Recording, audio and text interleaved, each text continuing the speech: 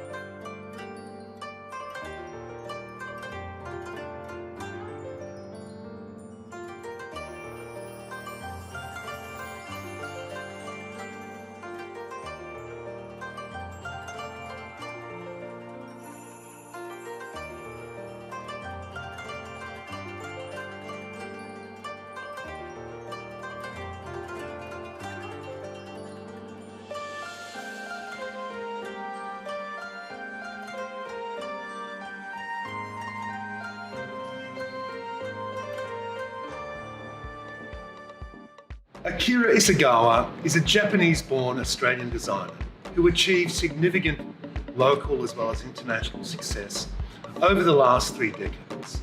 He is remarkable.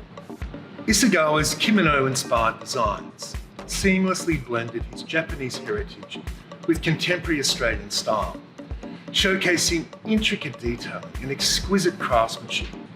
His work has been showcased on runways worldwide, especially in Paris, where he showed for several years. And he's received numerous accolades for his contributions to the Australian fashion industry. My name is Akira Isogawa. I'm a fashion designer based in Sydney, Australia. We've been in business, we meaning actually myself and a team, in being in business for now at least 25 years. My interest in fashion began as far as actually the age of maybe 4 or 5 years, like a drawing, like, you know, say example, sketching some sort of a female figure often, playing with flowers, like, you know, crushing flowers actually, and then finding actually essence of colors.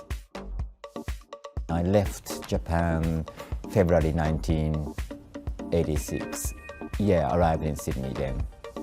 I was invited to this party called Rap Party, and well, by a friend of mine who I met by just an accident really. I went to the store. The manager of that store told me about Rap Party. Yeah, so we went together. The Rap Party was all about visual, the costume, and hair and makeup. I started making a costume for myself to wear, and also I start being asked to make some outfits for others.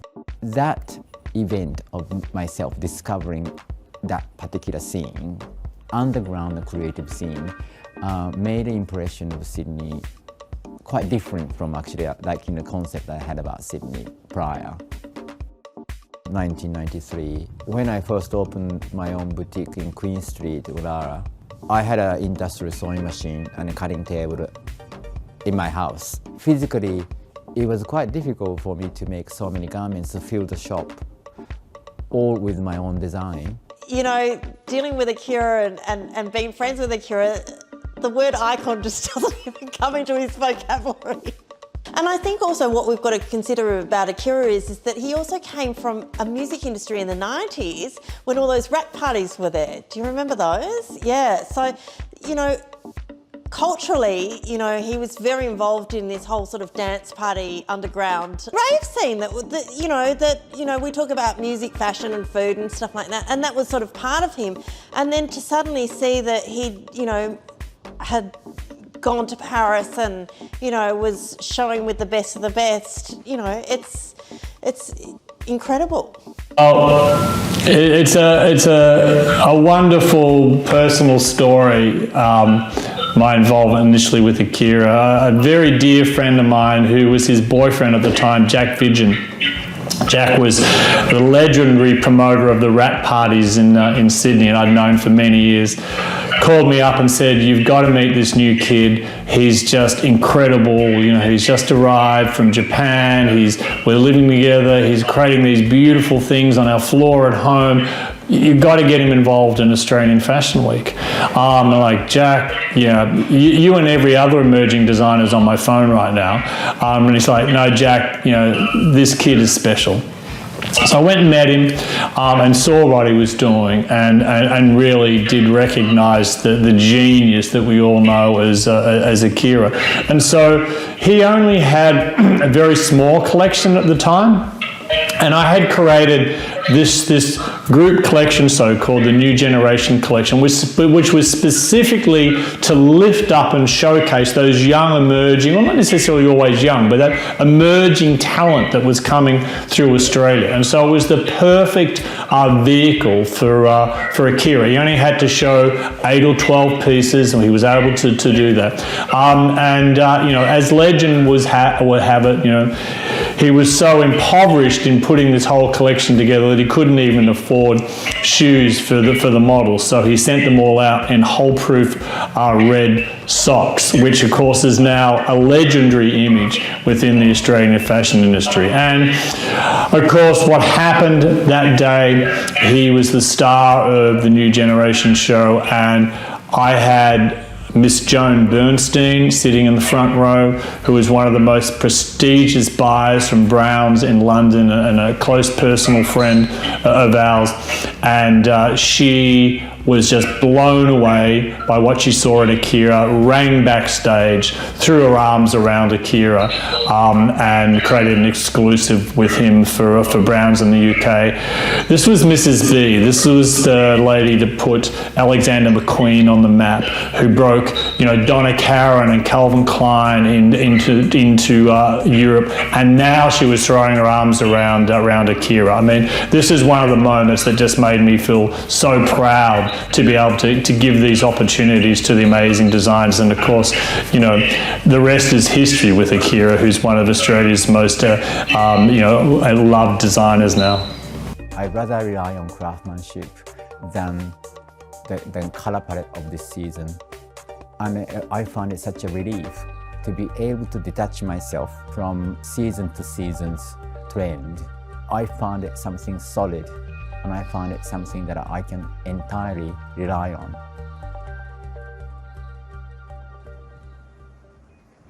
So I'm here in the back parts of Marrickville, calling in to see Akira Isogawa. Now it's a very industrial part of Marrickville, and it's where Akira has had his workspace studio Italia for many decades.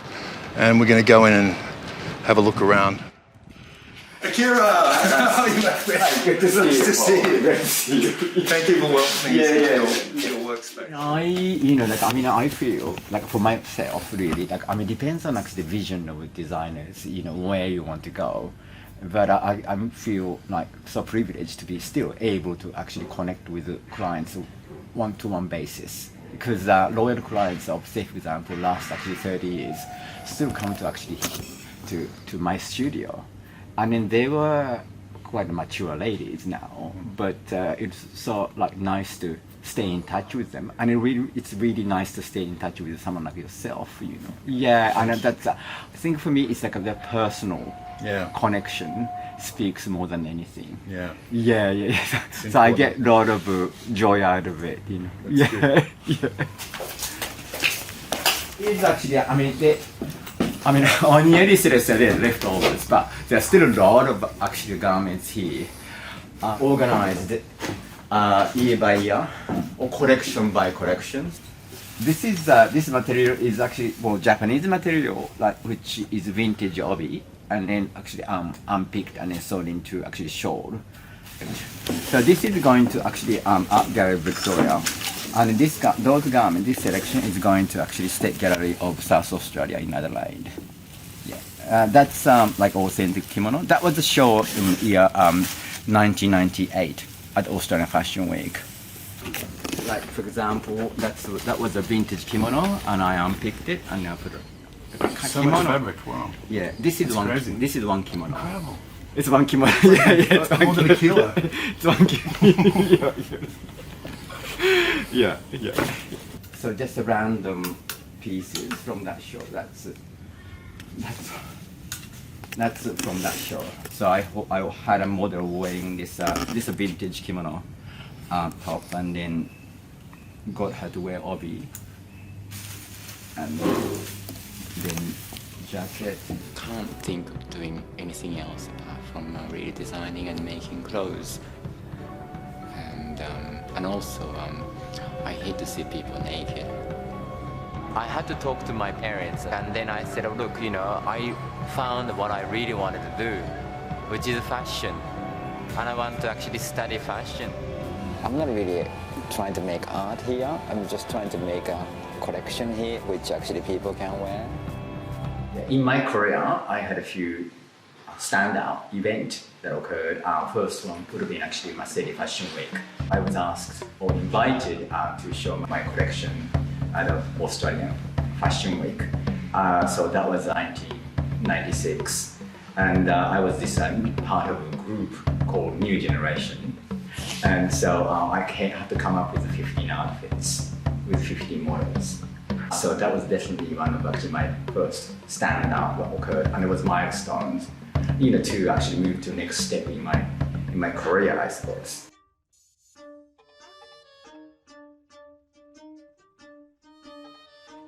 Australian's fashion samurai, Akira Isogawa, was celebrating not only his 25th anniversary, and doing so in style, at the Powerhouse Museum, by hosting a very special retrospective exhibition and also the release of a commemorative book.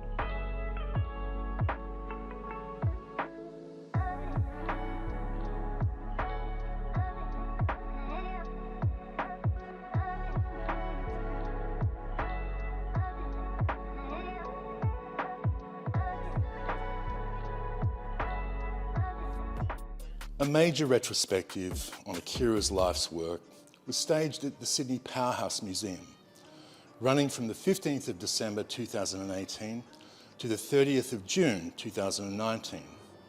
The exhibition was Akira's first major retrospective, emphasising his inspirations and influences, starting with the top, which is a garment designed by Akira in 1994 for his collection Not Made in Japan.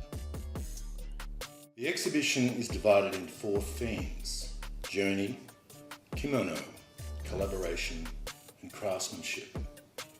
Akira indicated that as well as what he's previously donated, he will be donating a further 100 pieces, bringing the museum's archive collection to a total of 200. Yeah, well, majority of actually sample collection display here is from my own personal archive of last 25 years, which I have actually donated to mass. How much work do you put into your garments? Well, I tend to actually put more than 100% of myself into garments when it comes to sample making. I physically actually cut materials, and then I physically actually even hand sew, hand finish it. You know, I'm always there working with a sample machinist to ensure that actually the garments get sewn up correctly. How much time would it take to make a dress like this one? Yeah, because it's hand embroidered and also hand woven. I think it would take actually quite a few months, maybe, or for sure more than 2 months, just to prepare textile. Yeah, and then we've got actually cut and sew, and also make a pattern as well. And I found actually a group of people, the women actually, they hand embroidered. It's a bird motif for me. Yeah, and then it's lined with silk georgette, which is digitally printed. Yeah, it's a quite intricate design, really. And who did you make these costumes for? These costumes were made for Sydney Dance Company.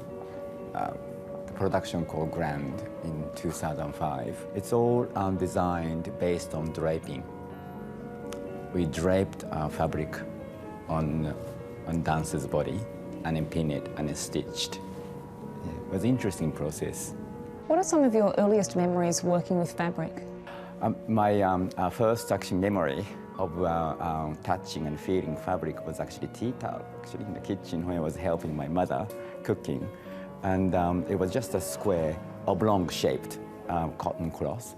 And I remember actually just playing with it. And then in fact, even actually wrapping, the cloth around my body and then against my body, and see that actually could be a dress or could be actually top or, it was actually fun.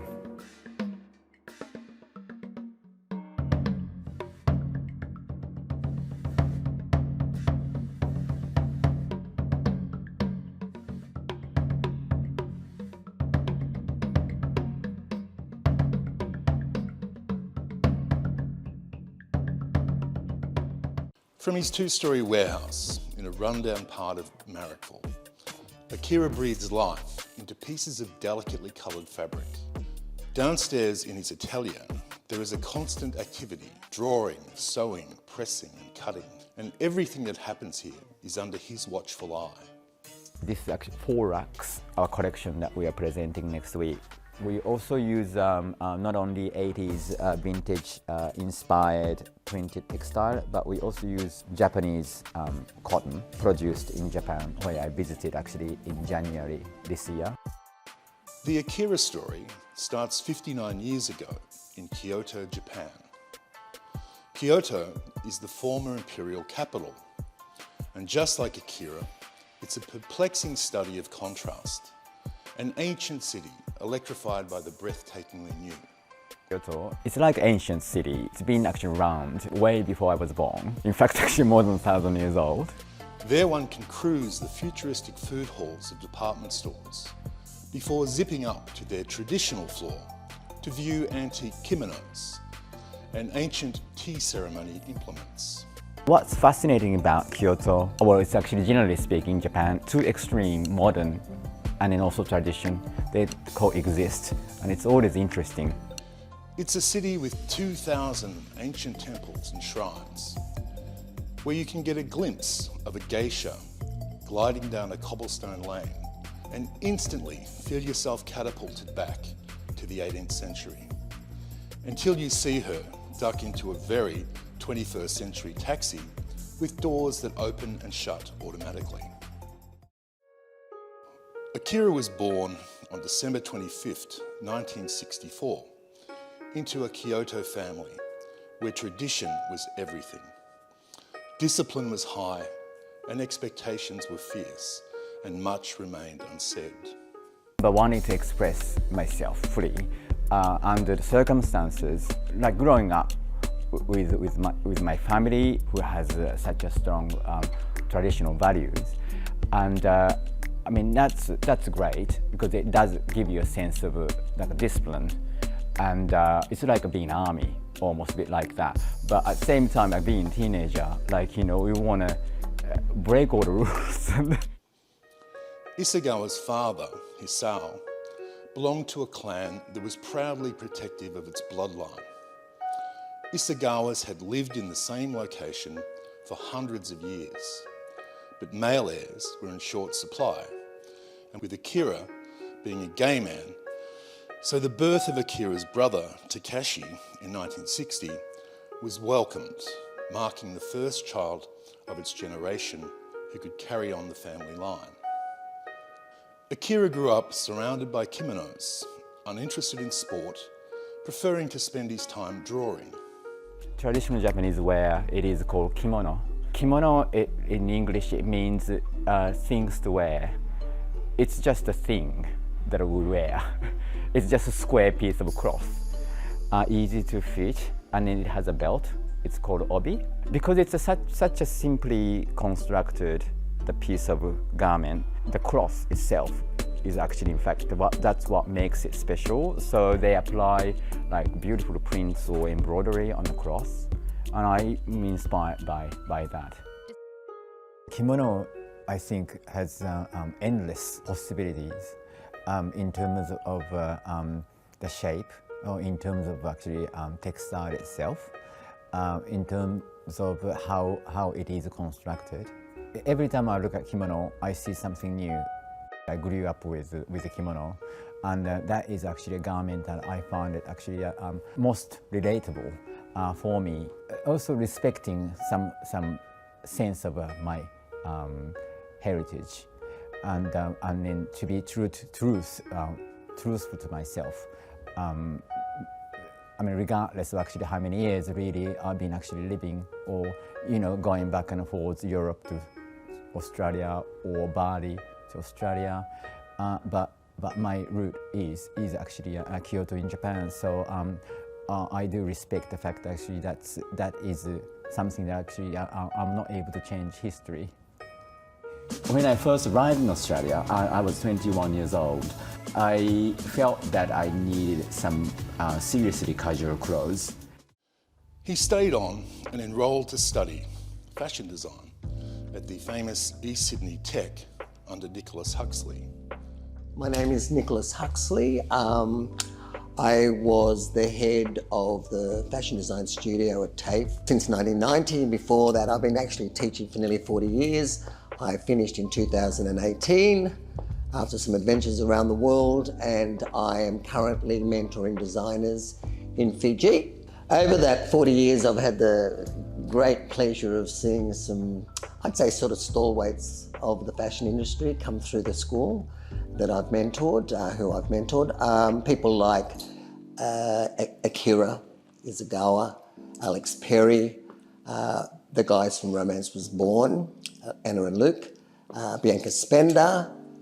Then we go on to people like Dion Lee, Nikki Zimmerman, and it just goes on and on. There's lots and lots of them. I've been very, very, very lucky that I had that period where those people actually came to that school, and I got to grow with them, watch their talent grow and then become successful. So Akira Isogawa, to this day, I would have to say, was and is the designer that I taught a little bit, but the Australian designer that I'm most proud of. because Akira has never, ever, ever given his identity away as a designer for the dollar. He, you know, his work is beautiful. It's his work. Every piece of his work is exhibition worthy. A lot of fashion labels cannot say that, right? You can everything he does, you know, especially in the iconic days. Just that he has always loved where he's from and has always done beautiful work adapting kimonos and just, you know, and adding beautiful things. And, you know, I just really appreciate his technique. He does very simple things, but he just has this wonderful craft. They're pieces of artwork. And I'm not into wearable art, but these aren't even these are just beautiful, beautiful garments. And I think that anybody who's owned an Akira will always love wearing an Akira because they feel very special.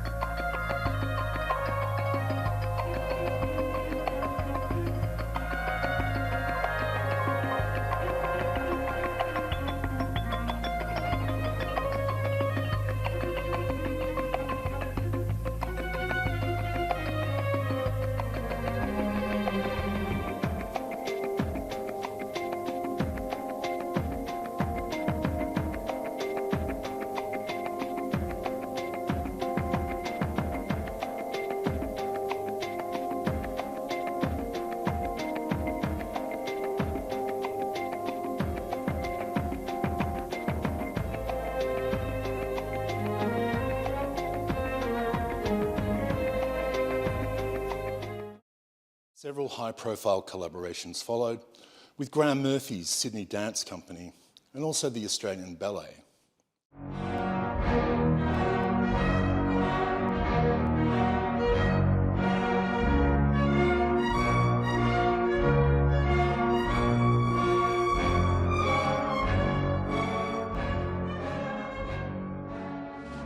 Hello, I'm Graham Murphy.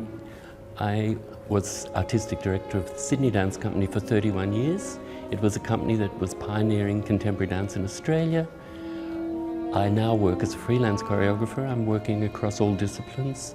I love opera, I love theatre, I love film, and of course dance is my #1 passion. I feel that art is about storytelling, whether it's a piece of music, painting, whether it's a frock.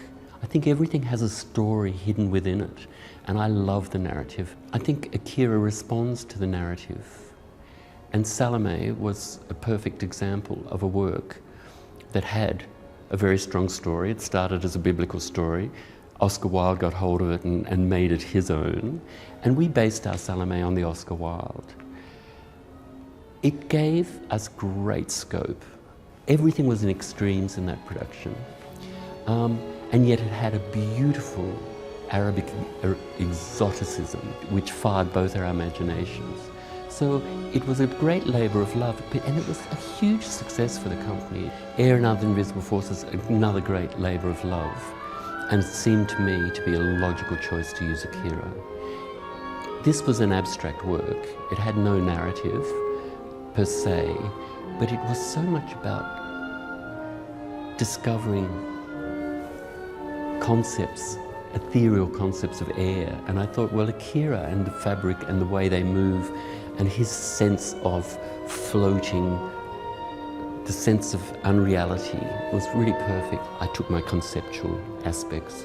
And Akira was so respectful of the tribute that he was making to my mother that I just felt there was such incredible sensitivity. Akira is somebody who responds to the poetic.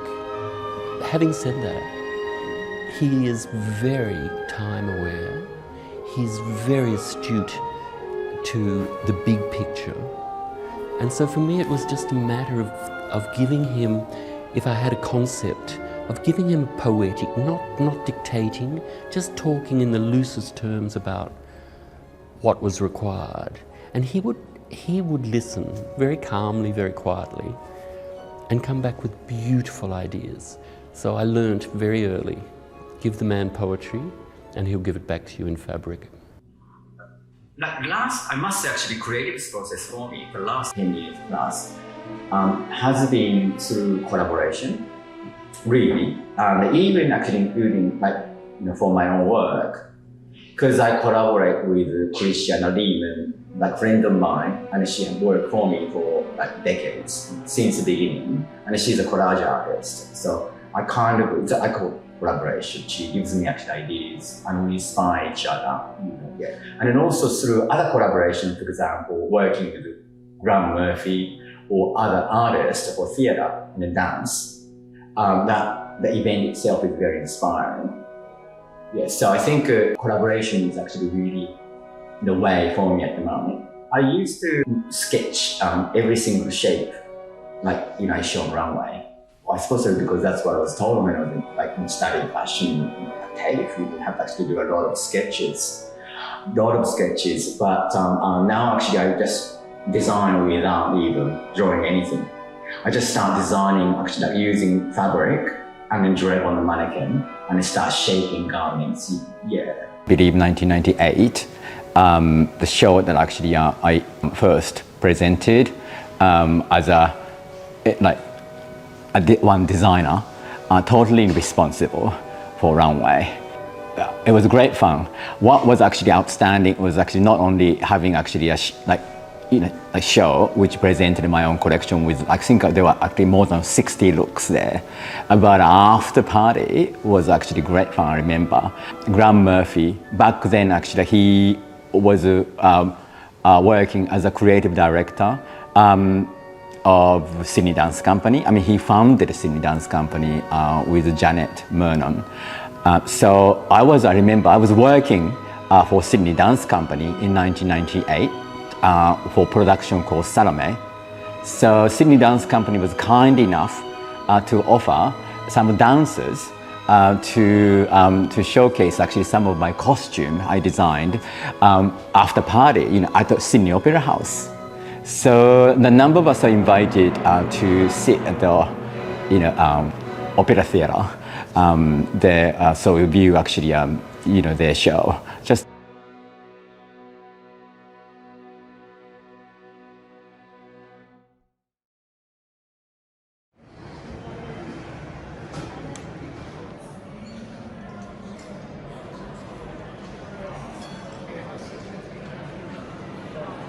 I'm here at the Benelong restaurant. This is the actual room where we staged the Akira Isogawa after party, after his very first Fashion Week, before it was even called Mercedes-Benz Fashion Week. And we had the whole floor here for our private function. It was decorated. There was a cast of every glamorous person in Sydney and also from around in the fashion world. There were movie stars, there were dancers, and it was a memorable night. And I remember I was babysitting a couple of Hollywood guests who happened to be in Sydney that night, or they were there for that month, I think it was, or maybe even 2 months. They were filming The Matrix, the very first one, Wachowski brothers. The two people I was looking after that night were none other than Keanu Reeves and Lawrence Fishburne. And I remember Lawrence Fishburne, who was sitting next to me when we did the private preview of Graham Murphy's Salome in one of the main theatres in the Opera House. He was so blown away, as everybody was. We turned on a private mini performance of a show that wasn't even scheduled to be on that night. And Lawrence turned to me and said, "Hey Paul, do you do this sort of thing a lot?"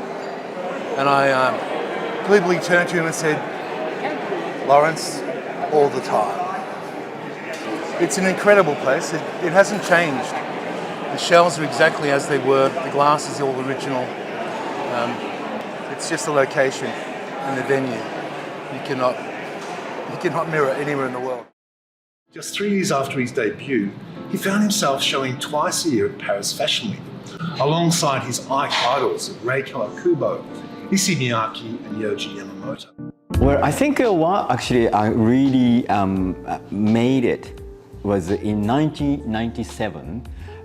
So I was showing at the Fashion Week as a part of a group called Ready to Wear. That's when the Browns of London, it's a influential retailers and fashion retailers in London, they were an audience. And Mrs. Bernstein, who founded Browns and director of Browns, decided that to buy more or less actually like everything I showed on runway. Yeah, and so that was actually a really big deal. And then plus Anna Piaggi, late Anna Piaggi, she passed away, well, a few years back now. And she was also an audience, and she came backstage, and we first met there at the backstage, and then we made arrangement. She came to my boutique in Ulara, and then she decided to buy a number of my garments, which she wore at the Milan Fashion Week same year. So I think those events actually was very, very big deal, actually, I think, for Australian fashion industry. So I think that made it like, I suppose actually I become like a big event, you know, so I become kind of a desirable sort of a commodity, I suppose. I try my best to accommodate, you know, like as many interviews as possible. So, I mean, this is like it's not random event, you know, this is like a really serious entry to a business that will actually suddenly opens up, you know, this opportunity opened up for me.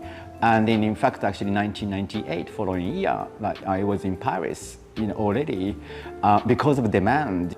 Back then it was a fax, actually, not an email. Got so many faxes, particularly from Italy, because Anna Piaggi was very influential, you know, so I received a lot of interest from Italy. So all of them actually, as it turned out, all of them are in Paris during Paris Fashion Week. Meaning actually all Italian buyers were in Paris. So I met actually a few buyers there in 1998.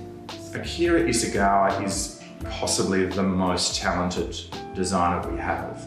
Certainly the most humble, and that's not a word you generally use around fashion designers. He is quite creative, and I can remember a number of his shows. The one that sticks in my mind is the one down at the wharf at the Australian Dance Company. And it was possibly one of the most surreal, serene fashion moments that I've ever been part of. And, you know, to this day, he produces the most eloquent fashion for Australian women and in fact women around the world. Akira, fantastic. Akira is a national treasure, really. And I think, you know, it was wonderful to sort of, you know, see his evolution in Australia, and I mean, highly respected. You know, there's been museum, you know, gallery exhibitions on his work. He probably could have done with some commercial assistance, I think, on that side of it. It could have been a lot bigger, but you know, you have to, I mean, have the right mindset and the right framework and the right business partners. I mean, Zimmerman is a great success story because Nikki has her sister as her original business partner. I mean, I think Simone works on strategy, but her husband was a lawyer, he's the CEO. So it's a very tough business. So Akira is wonderful, but I would have loved to have seen him get a little bigger than he did. I remember being so nervous to meet Akira because he did these intellectual, ethereal designs that were just so wonderful. And when I first met him, he was just this cute little man who was so funny and beautiful, and I just wanted to hug him. I love Akira, he's a sweetheart. And such a talent. I mean, the prints and the shapes, the Japanese influence was very strong. And his shows were so beautiful. They used to be so beautiful and so modern and tranquil, and you just felt transported into a very ethereal kind of world.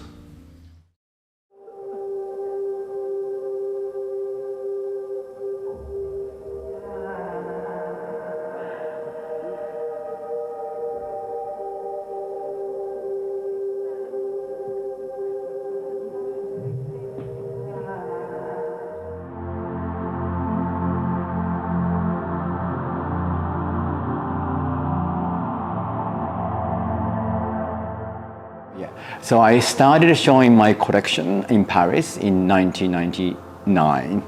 But however, in 1998, I went to Paris and I took my sample collection, but I wasn't able to do a show because I wasn't ready. I was just checking what Paris was like. And then I had appointment with a number of buyers from Italy. And like what happened was actually like the buyers wanted to buy my samples. And then so which I did actually. And so I came home empty hand. So that was actually a good result, you know. Yeah. So yeah. When I started showing my collection in Paris, like on the runway, for example, like I don't think I was feeling nervous. Actually, in fact, I was feeling more like really too busy thinking, making sure that actually that, you know, the presentation or runway show is going to be something that it's what I imagined it should look. And then also wanted to make sure that actually right person was in audience. Because without audience or right person audience, it's not worthwhile. I engaged myself to a press agent, Michelle Montan. And so she helped me out, like, you know, just taking care of actually invitation list and also seating plan and so on.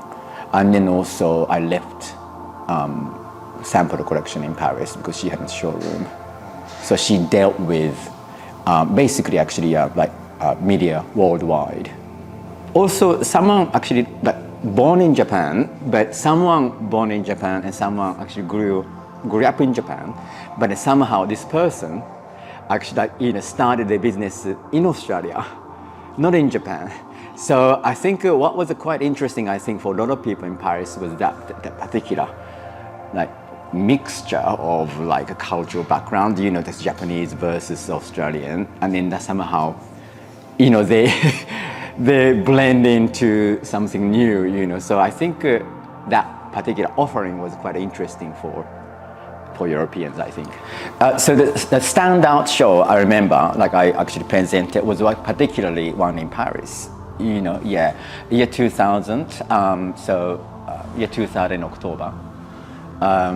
It was actually held in Marais, like huge terrain. It was a shed, really, and apparently, actually, they used to house like, you know, trains inside. It's massive.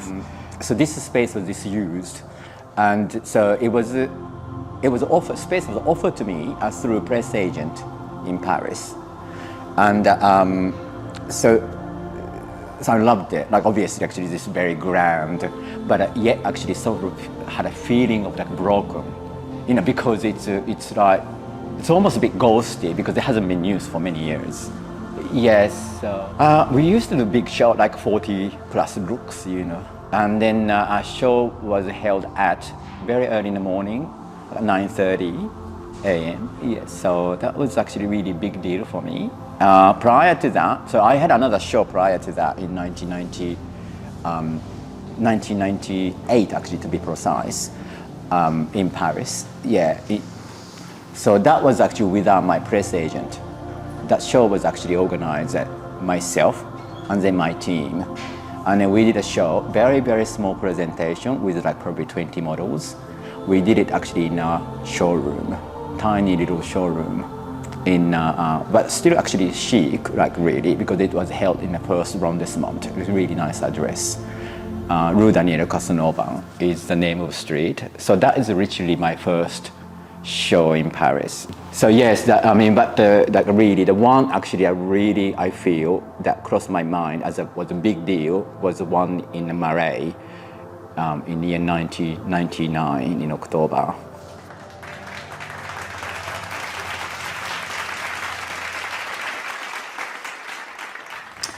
Akira, what a gentle, beautiful, creative spirit.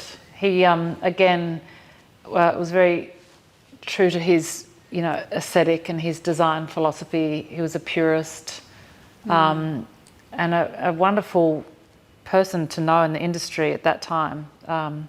Highly talented. Akira was just so kind. He had the most beautiful smile, those eyes. He was always so warm, and he always had the time to talk to you and to share stories and to help you. He was a very calm calming influence. I think Akira, I don't think anyone else really was presenting that Japanese aesthetic in a modern way as well as Akira was at the time. It was very new, it was fresh to sort of have this modern wearable interpretation of this, Japanese heritage design.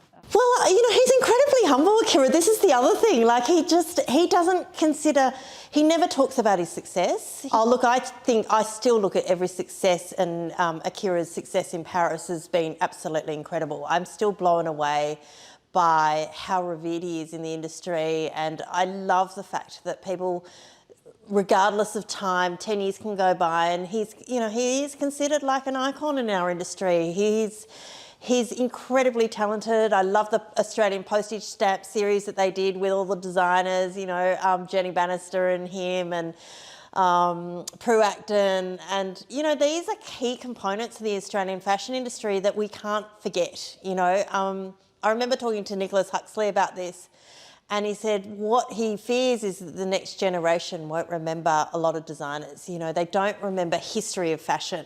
And it's really important that designers understand where certain elements of fashion originate from and what inspires fashion. And, Akira has his own technique, which is just so beautiful. And he is what he is. He is that Japanese designer, and he is Japanese, but he has such a strong following with so many Australian women.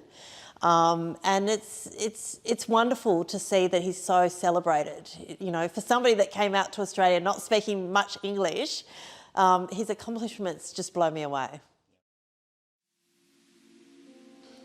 Akira has had many recognitions. Australia's first fashion laureate, whose work has been shown at many art galleries, include the MCA, the National Gallery of Victoria, and now the Powerhouse.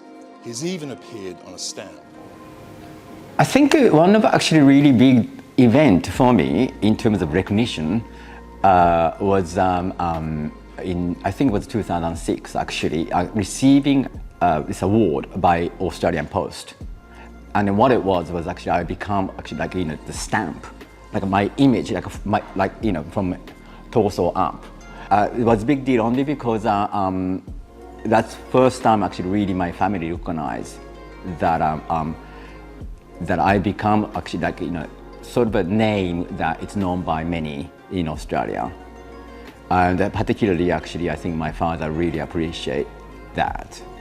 When I received a call from Australian Post, I was told in fact that there's a group of designers. I think there were 5. So myself, and then Colette Denigan, and then Joe Saba, and then Carla Zampatti, and then Prue Acton. And then also I think Jenny Bannister maybe, there are 6 I think. I think Akira Isogawa again, it's a little bit like what you were saying with Colette Denigan. He made you realise that Australians could play in the big wide world of fashion and have its own handwriting and its own following and be as creative as anyone else in the world. He's an amazing talent. One of the turning points for Akira was when the then Vogue editor, Marion Hume, featured Akira's red kimono dress on the front cover, worn by Naomi Campbell, shot by the legendary Peter Lindbergh. So it was actually in 1997. I remember actually that was in March. I received a phone call from Vogue Australia, and then the office was in actually somewhere in North Sydney. So I was told that newly appointed editor of Australian Vogue is keen to actually come to visit my studio in Surrey Hills, and which she did, and her name was Marion Hume. So she asked me to show her some material that I had. That would have been actually 2 months before May, which means 2 months before Australian Fashion Week in 1997. And so she picked actually a number of fabric, and they are all vintage one-off kimono. And she asked me to come up with a minimum of 2 outfits. And then I had less than 5 days, like 3 days to finish it, and which I did. And then I couriered to actually the address in Paddington. And in that dress, or both of them, I'm not sure, but at least one of them went to New York, or sorry, not New York or Paris. I do not know where a photo shoot occurred with Naomi Campbell, but I traveled offshore and then got dressed by Naomi Campbell, and then Peter Lindbergh took actually picture, and I went to cover of Vogue, and that was published in May, in time for Australian Fashion Week in 1997. Browns saw my show, and so Fashion Week had a wrap party, which is actually at the end of Fashion Week. I think we had it actually in Nelson's Park. And the little, like really sweet, actually little shed in Nelson's Park. So we had actually like, you know, the wrap party of Australian Fashion Week. And then that's where Vogue Australia launched the new edition of Australian Fashion Week with a new editor. Yeah, and so Joan Burstyn was there, Mrs. Joan Burstyn was there. So we all celebrated, like, you know, Naomi Campbell was my dress on the cover. Akira Isogawa, I can remember, I guess there was Susan Noomsalu, Akira Isogawa, Jodie Boffa and myself that David Jones picked up as the early designers. And so we were the celebrated Australian designers at the time. And Akira, in his very quiet, demure, but very strong Japanese manner. I can remember always buying the old kimonos and putting them together, and the love of fashion, fabric too, and the colour. And I think he was, and still is, so successful because it was something that was in his DNA to do, and he created that. And he has very much a signature collection that hasn't moved at all from where it is, but it, you know, it has a different take every season, I guess. So it modernizes something that's already existing in his DNA. He's a very authentic, artistic, creative soul, and he is, you know, definitely with color and how he started his brand is one of Australia's greatest designers. I think what hasn't happened for Akira, he hasn't been commercialized in a way that hasn't elevated his brand perhaps to the successes of some of the others, and which is opening retail stores and managing the staff, and he's kind of maintained that always on the edge, that very kind of cusp creative designer. Akira Isogawa, for me, he's an artist, you know, and I think most designers are, but him in particular. I've always had a weakness for Japanese brands. Like Yohji Yamamoto, when I was a kid, I would like save everything and only buy like one item so that I could buy that, or Comme des Garçons, or whatever it is. And for me, seeing what Akira stood for in terms of his fashion and what he did with it here in Australia, yeah, he's something else. Akira Isogawa is a really dear friend, and I just think that he's just amazing, not only for his incredible talent with design, and he's always kept his Japanese ethos with, you know, incredible fabrics. And I remember going to his studio and all his archive collection were hanging there, and it was like another world. We just walked in and we just went, oh wow. It was just like, there were garments hanging from the roof, and it was like these ghosts, just these beautiful silk garments just flowing. And part of me thought to myself, really, this should be probably in a museum kept, you know, in an airtight environment. And then I just thought, this is just so him. There's something incredibly down to earth and earthy about Akira. And he's the most humble person you'll ever meet as a person. And I think that that's what makes Akira so special and so loved in the industry, that he is not really precious about anything, and he'll talk to anyone, and he's just got this following because he's, you know, the whole stories of his, you know, not being able to afford shoes and then sending the models down the runway with the red socks. And I remember he had a dinner years later he had a dinner, and he gave everybody, he had all the buyers from David Jones and all the people that were, you know, celebrating his career. And I couldn't make it that night, and he was so sweet. He sent me this, I've got the photo, in fact I'll send you the photo, you can use it in footage. And he sent me the little red socks that he gave every guest, and I treasure them today. Like, they're the most beautiful knitted cotton red socks, and they're like little slippers. And I still kept that note that he wrote on a brown paper bag in the socks. And I just thought, there are moments in fashion that you want to kind of remember. And I remember taking that photo and thinking, I'll never delete that photo, and I'll never get rid of those socks, because this is a part of fashion history that you want to hang on to. I think Zen is a quite interesting philosophy because when we're talking about how hard it is to survive in fashion, and then I was saying that actually you have to give more than 100% of yourself to make it happen, and come up with new collections so often, and then not to actually get burned out, and mentally stable, not exhausted. Yeah, I think the philosophy of Zen, for example, is certainly that did help me a lot to realize that when that you are dealing with the stress and difficulty, and then when you have a book to read, and they make you feel grounded, maybe it takes a day, and then you just sit and then read, and the next day you're ready. Yeah. So I think it's nice to have a faith.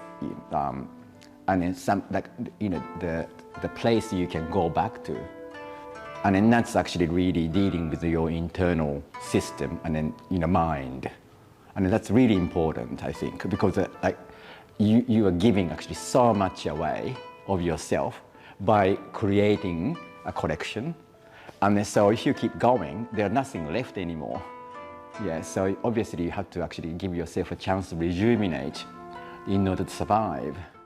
Secret to enduring could be not to force myself to do something that I do not want to do.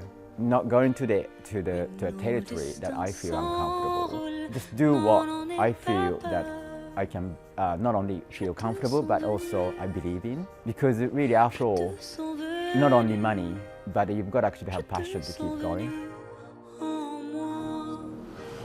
Akira is an anachronism in the world of high fashion.